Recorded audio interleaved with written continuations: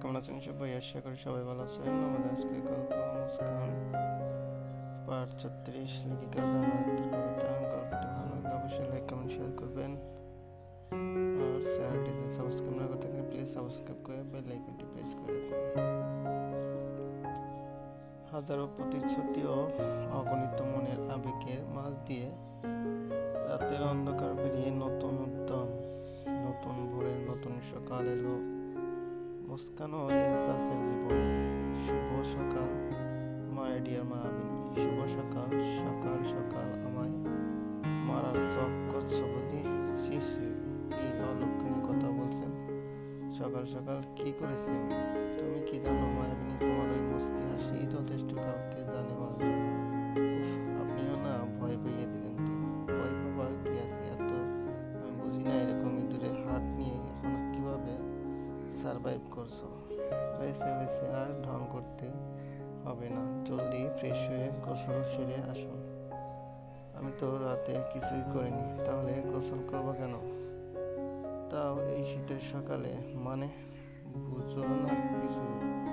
বিনা কারণে আমি শুধু শুধু গোসল করতে পারবো না। আজব তো, কি বুঝবো আমি? বলতে পারবো না। আমার বুঝি লজ্জা করে না এখন, কিন্তু আমার রাগ উঠছে। আপনার কথা কিন্তু আমার মাথার হাত উপর দিয়ে চলে যাচ্ছে। আপনি কি আমায় খুলে বলবেন? আরে বোকা মেয়ে তুমি, আর আমি কি মানুষ? কই যাব এই মেয়েকে নিয়ে? মানুষ যে সেটা তো আমিও জানি, কিন্তু পার্থক্য কি? কি আবার আমি মেয়ে আর আপনি ছেলে, ছেলে মেয়ে একসাথে থাকলে কি হবে? কথা হয়, চলাচলি হয়, মারামারি হয়। হ্যাঁ, আমি আর মাহির একসাথে থাকলে তো তাই হতো। আল্লাহ, আমায় উঠায় নাও। এই মেয়ে আমার রোমান্সে এর 12টা বাজিয়ে ছাড়বে। কেন, আমি কি করেছি? আপনি যা জানতে চাইলেন আমি তো তাই বললাম। আমি তো মাহি ছাড়া আর কারোর সাথে থাকিনি। কি করে বলবো? বলুন তো তাহলে। আপনি যদি আমাকে বুঝিয়ে না বলেন তবে আমি কি করে উত্তর দেব আপনার কথা? আপনি কি আমার কাছে এই উত্তর আশা করছেন যে আমি বলি?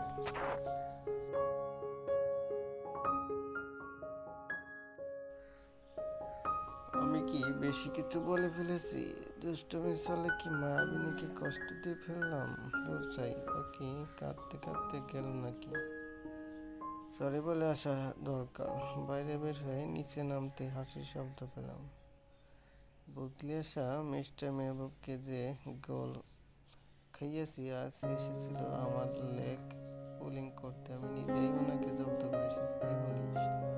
হ্যাঁ শোন না, হয়েছে কি, তুই তো বড় পাজি। এই ব্যাপার ম্যাডাম, এর মজা রাতে বুঝাবো তোমায়। আমি বোকা বানানো, তাই না? সারাদিন কেটে গেল এসএসের আত্মীয় স্বজনদের সাথে। প্রায় 1 বছর পর বিদেশ থেকে ফিরেছে, তাই অনেক নিকট আত্মীয় এসেছে দেখা করতে। সবার সাথে দেখা সাক্ষাতের পাট চুকিয়ে সন্ধ্যার পর একটি ফ্রিতেই ফোন এলো নির্জীবের। এতদিন বাইরে ছিল, তাই নির্জীবার সাথে কিছু বন্ধু প্ল্যান করলো ডিনার একসাথে করবে, সাথে ফুল আড্ডাবাজি চলবে। কিন্তু এসএসের সেদিকে কোনো টান নেই দেখে নিজের পাশে এসে এক প্রকার টেনে হিঁচড়ে এসএসকে ফ্রেশ হয়ে রুমে এসে দেখে মুস্কান শোয়ার জন্য প্রস্তুত হচ্ছে, নাকের ডগায় মেকি রাগ নিয়ে। তাই এসএসও তার অভিনয়ের জাদু চালালো।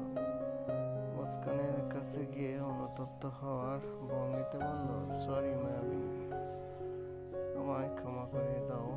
আমি তোমাকে হার্ট করতে চাইনি। তো মুস্কানের তো পেট ফেটে হাসি বের হওয়ার উপক্রম, তবুও সে তার মুখে গাম্ভীর্যের একটা ভাব বজায় রেখে উত্তর দিল, শুধুই আসলে দোষ আমারই।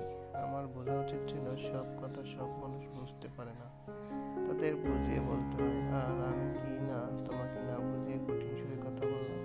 ঠিক আছে ঠিক আছে, না এখন আমি ঠিক করবো সব। সকালের জন্য আমি অনুতপ্ত। আমি আমার ভুলগুলো শুধরে নিচ্ছি। আমার উচিত ছিল কথায় না বুঝিয়ে প্র্যাকটিক্যাল করে দেখানো। কি? এসএসের লাস্ট কথাটা কানে যেতেই মুস্কানের ছোট ছোট চোখ দুটো যতটা সম্ভব বড় করে এসাসের দিকে তাকিয়ে বলল, কি কি বলেন? বললাম যে সবাই তো আর সব বুঝে নিয়ে জন্মায় না, কারো না কারো কাছে বুঝতে হয়। তুমি না হয় আমার কাছে বুঝো। আই প্রমিস আমার চেয়ে বেটার টিচার পাবে না বলে মুস্কানকে হেঁচকা টেনে কোমরে জড়িয়ে ধরল। এবার যেন মুস্কান নিজেই নিজের জালে ফেঁসে গেল আর বলতে লাগলো, আমায় কিছু শিখাতে হবে না, আমি কিচ্ছুটি শিখতে চাই না। আমার ঘুম পাচ্ছে, সকালে উঠতে হবে। মা বলেছে কালকে আঙ্কেল আন্টি আসবে, অনেক কাজ আছে, ছাড়ুন আমাকে। আর আপনিও অনেক টায়ার্ড মনে হচ্ছে, চলুন শুয়ে পড়ি। আজকে কোনো ছাড়াছাড়ি নেই, তোমাকে আজ আমি শিখিয়েই ছাড়বো। আমি তোমার মতো ব্রিলিয়ান্ট স্টুডেন্ট না হলেও টিচার যে বেস্ট সেটা আজকে দেখিয়েই ছাড়বো। বলেই চোখ টিপ মেরে কানের কাছে মুখ নিয়ে বলল, কি সুন্দরী, খুব তো খুশি মনে। আশাকে বলেছিলে আমায় জব্দ করার কথা, তার মানে আপনি এতক্ষণ ইচ্ছে করে নাটক করেছিলেন। জানেন তো আপনি আমায়। না মায়াবিনী, আজ আর ছাড়তে বলো না, অনেক জ্বালিয়েছ আমায়।